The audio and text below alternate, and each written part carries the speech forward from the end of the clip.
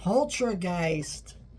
So last week I talked about The Exorcist in the time in preparation for The Exorcist Believer coming out, which I'm going to go watch tomorrow. So my review will be up this weekend for that movie.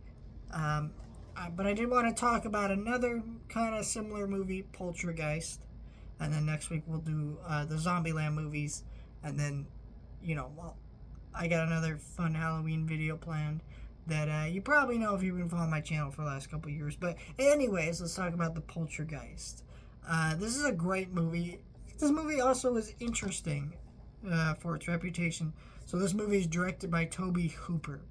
And now Tobe Hooper is the director of Texas Chainsaw Massacre and a few other horror movies.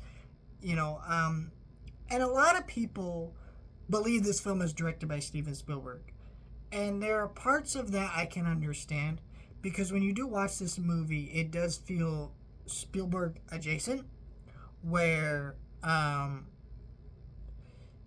there's parts of this where some of the cinematography and things remind me of stuff like E.T. and things like that. Some of the kid direction, whatever. I personally think it was not helmed by him. I personally just think it just had that energy because he's a producer on it, and Tobe Hooper maybe was kind of following his lead a little bit with this one. I think maybe he had his hands in there a lot as a producer. And I think there's times where you can tell Steven Spielberg has his hands in something a lot as a producer, and then when he doesn't have his hands in something a lot as a producer, and his name's just there in name only.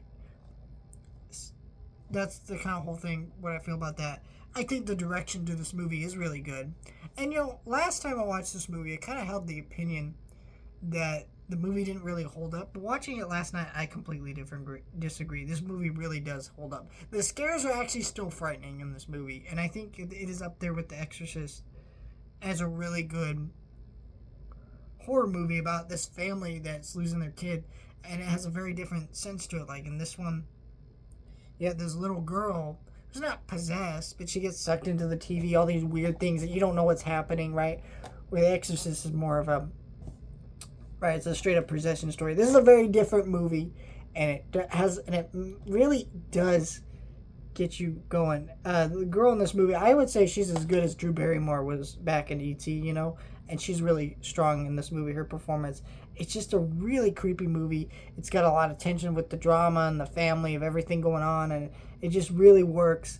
Super well directed movie. There's some special effects in this movie that I still don't know how they did it, like that girl on the ceiling. It's just really incredible stuff. This 4K actually looked really good. If you want this, it's actually $10 on Amazon, so I highly recommend getting it and watching this movie, because this is an awesome movie.